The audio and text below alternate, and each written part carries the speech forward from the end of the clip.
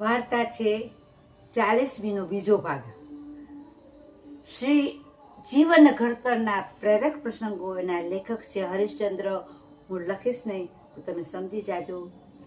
40મી વાર્તા છે બીજો ભાગ. સાદીને ખડતલ રહેણી કરણી. સાદીને ખડતલ રહેણી કરણી એનો બીજો ભાગ છે. આપણે વિખાડ સંધ્યા લેશું અને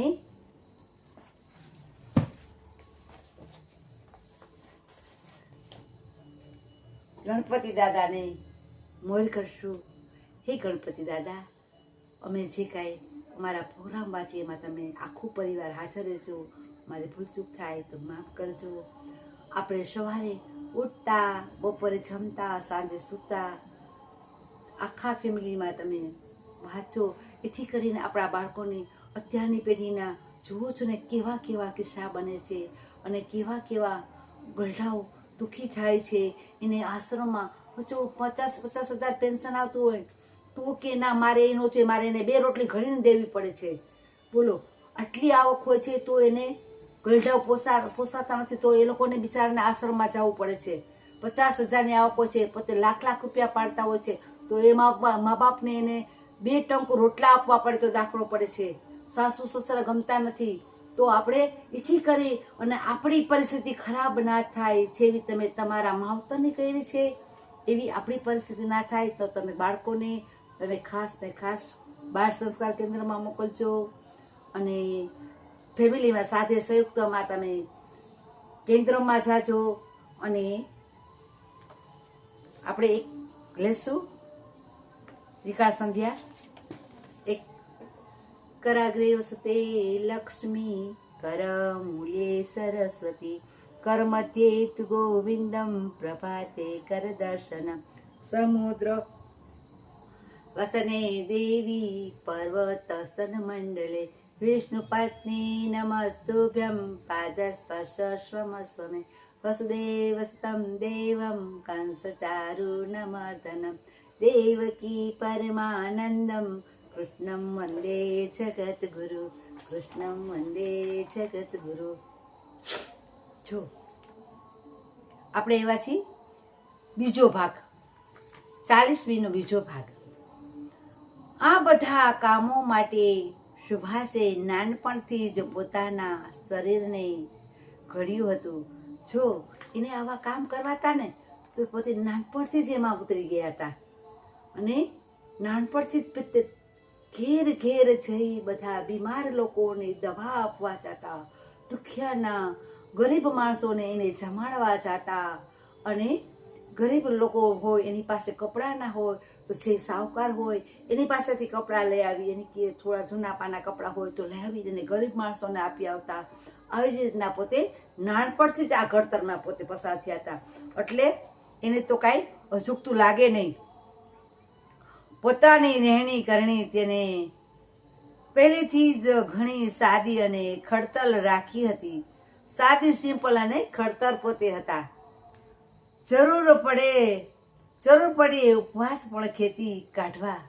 પોતે ક્યારેક કોક એવા દુખિયારા હોય ને ભૂખ્યા, તો પોતે ભૂખ્યા રહી અને બીજાને જમાડતા.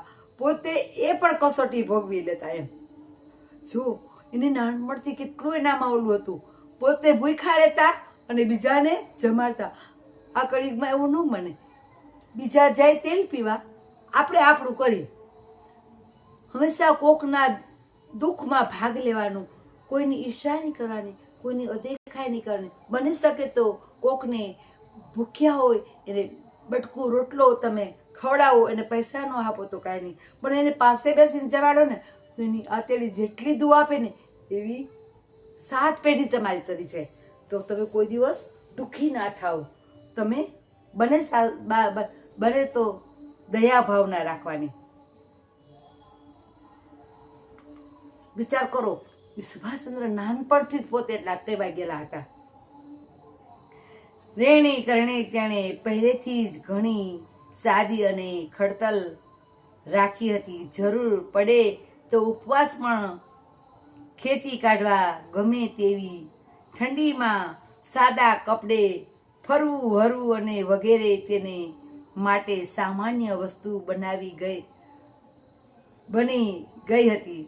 તેના માટે સાદા સિમ્પલ હતા. એમને કે ઠાઠ માઠ થઈને જાવું, પોતે બની શકે તો જૂના પાના કપડાં લઈ, અને એવું નહીં કે એટીકેટીમાં જ રહેવું. પોતે સાદા સિમ્પલ હતા, પણ કોકના દુઃખમાં એને કરી છૂટવાની એને ભાવના હતી કે ના, મારે કાંઈક કરવું પડે તો ભલે કરવું પડે, પણ હું કંઈક કરીશ એમ.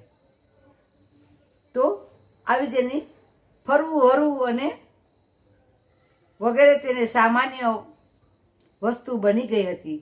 એકવાર કડકતી ઠંડીમાં કોલેજના પ્રિન્સિપાલ ગરમ સૂટ, મફલર વગેરેથી સજજ થઈ અને આવ્યા હતા.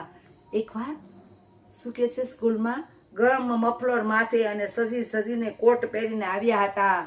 ત્યાં તો એમણે કમ્પાઉન્ડમાં સુભાષને એકલું ઉતરાવ પહેરણ પહેરીને તે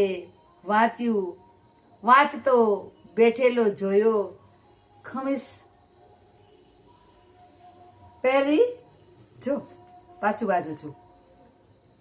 કમ્પાઉન્ડમાં સુભાષને એકલું સુતરાવ પહેરણ પહેરીને તેને વાંચતો બેઠેલો જોયો. શિક્ષકે એને સાવ સુતરાવ વાંચ્યું. એવી ઠંડી, કડકડતી ઠંડી હતી, તો પણ તે આછું પાતળું પહેરી અને પોતે તે ખુલ્લા મેદાનમાં વાંચતો હતો. જો વિચાર કરો.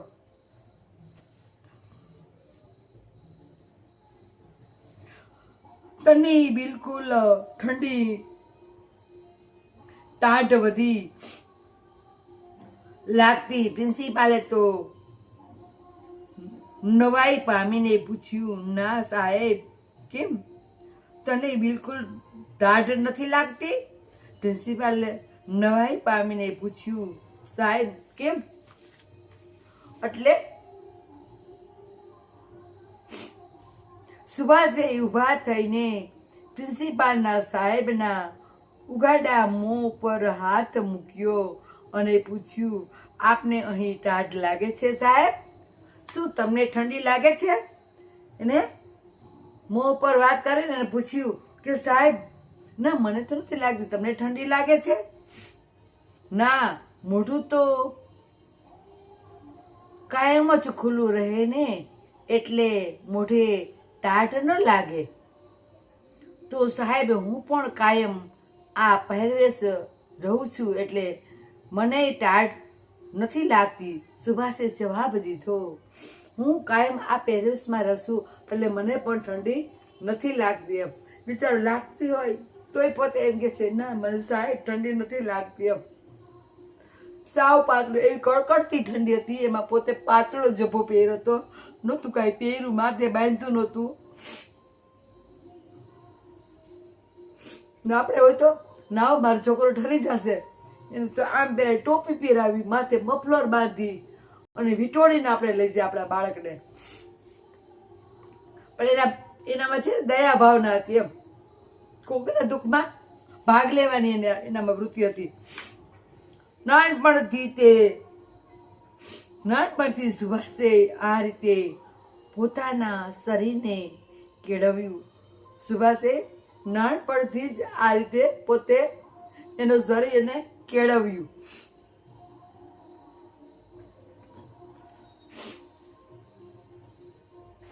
સુભાષે આ રીતે પોતાના શરીરને કેળવ્યું હતું, એટલે જ મોટપણો, મોટા કર્મો એ કરી રહ્યા.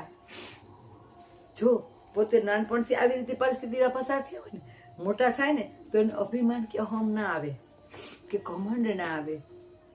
એ પોતે કોકનું કાંઈક કરી છૂટવાની એનામાં ભાવના હોય, અને એવી એનામાં ભાવના આવે છે. નાનપણથી આ રીતે ઘડાઈ ગયેલા હોય ને, એને મોટા થાય ને તોય પછી એનામાં એવી જ રેડી ગેડી પકડાય છે કે ના, મારે કોક પાછળ કંઈક કરીને છૂટવું છે, કોકના દુઃખમાં ભાગ લેવો છે, ગરીબ માણસો પાછળ મારે કંઈક કરવું છે એમ.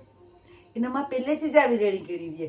પોતે ભૂખો રહે, એક દિવસ જમે નહીં, પોતે એક દિવસ જમે નહીં, પણ એની બાજુમાં ભૂખ્યો હોય તો પોતે એક ટાઈમ જમે ને એક ટાઈમ એને જમાડે. આવી વૃત્તિ હોય એનામાં. તો ભગવાનને કહી, તમે અમને પણ આવી શક્તિ દેજો કે અમે પણ કોકના દુઃખમાં ભાગ લઈ. અને કોઈ ગરીબ હોય તો આપણી પાસે 2 સ્વેટર હોય તો એક એને આપશું ને એક આપણે રાખશું. આવી આપણામાં વૃત્તિ રાખશું. ભગવાનને એવી પ્રાર્થના કરી કે અમને પણ દયા આપશે. અને સુભાષચંદ્ર છે પોતે કર્યું એવું પણ અમને પણ અમારે એના જેવા વિચાર અમને આપજો એવી મારી અપીલ છે. કે બધા બાળકોને હું કહીશ કે જો તમે તમારા બાળકોને તમે બચાવશો ને, આ વાર્તા વાંચે કે શિવપુરાણ વાંચે ને તો એનામાં આખું ચેન્જ ફરી જશે, આખું એનું પરિવર્તન ફરી જશે. અત્યારે બાળકો પણ એટલા હોય છે અવળે રસ્તે, લેડીઝો પણ અવળે રસ્તે હોય છે, જેન્ટ્સો પણ એવા હોય છે દારૂના રસ્તે ચડી ગયા હોય તો લેડીઝને એટલી ઉપાધિ હોય છે, ઘરની પણ ઉપાધિ હોય છે, બાળકોની ઉપાધિ હોય છે, એના વડીલો હોય તો એની ઉપાધિ હોય છે, તો સુધરતા નથી. તો ભગવાનને કહી એને જે હોય અવળે રસ્તે એને સદબુદ્ધિ આપે. કોઈ બીમાર હોય એવા લોકોને ભગવાન તમે તમારી પાસે લઈ લેજો અને દુખિયાના દુઃખ દૂર કરજો. અમુક તો ગલઢા એવાની બાતા હોય છે તો એની પરિસ્થિતિ ભગવાન જોવાતી નથી અમારા ગીતે કે આને કરતા ભગવાન આવા એને કયા કર્મ કર્યા હશે, ગયા ભાવમાં ક્યાં કર્મ કર્યા હશે તો આવા રીબાઈ છે એ પથારીમાં અને પેશાબમાં ગંધાતા હોય. તો ભગવાનને કઈ દીકરા હોય ને એમ કે ડોહી મરતી નથી, ગંધાય છે, ડોસી જાતી નથી. પછી ડોસી મરી જાય ને પછી ડોસીથી એની બે હાલત ખરાબ થઈ જાય છે. પછી કહે કે ના આપણાથી કંઈક ભૂલ થઈ છે, આપણે કંઈક ખોટું કર્યું છે. હું તો જાઉં ને બધાને ગલઢામને રાખવા તો હું મારી મોઢે સાંભળું, અરે દીકરાની વહુ તો બોલે પણ દીકરા બી બોલે એમ કે ડોસી મરતી નથી, ગંધાય છે, ઘરમાં રહેવાતું નથી, આમ ફુવારા છાટે. અરે ભાઈ આ તમારી માં જનેતા છે, તમને 9 મહિના પેટમાં ભાર ઉપાડ્યો છે, તમે કોને કયો છો? જન્મ દેનારી માં છે. ભૂલો ભલે બીજું બધું, ભૂલો ભલે બીજું બધું, મા બાપને ભૂલશો નહીં. ભૂલો ભલે બીજું બધું, મા બાપને ભૂલશો નહીં.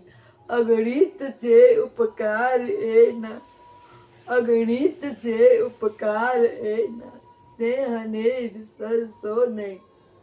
આવું બોલે. બોલો વહુ તો બોલે, વહુ તો આપણી ના હોય પણ દીકરા આપણા નામ રે એમ કે એના કરતા મેં પાણો ઝીણો હોત તો હારો હતો. દીકરો પેટે પડ્યો ને એના કરતા તો પાણો ઝીણો હોત તો હારો. આવી પરિસ્થિતિ હું તો ક્યાંક જોઉં છું તો મારાથી સંભળાય નહીં, પછી મારાથી રહેવાય નહીં તો હું કહી દઉં ભાઈ ધીરજ રાખો, 100 વાહે દોરો છે. કાલે આજે એનો વારો, કાલે તમારો વારો આવશે. જેવા કર્મ કરશો એવા પણ મળશે. અને પછી હા હું ગઈ હોઉં ત્યાં તો માસી વયા ગયા હોય અને પછી શું કહે,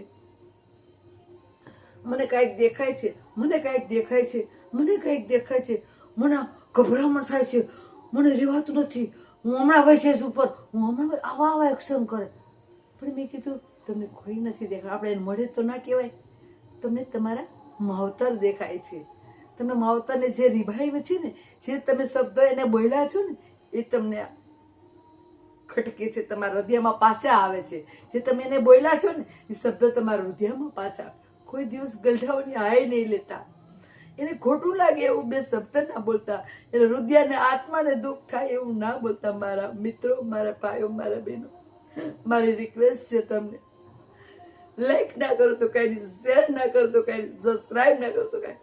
તમે ફેમિલીમાં ખાસ સાંભળજો, મારી અપીલ છે તમને.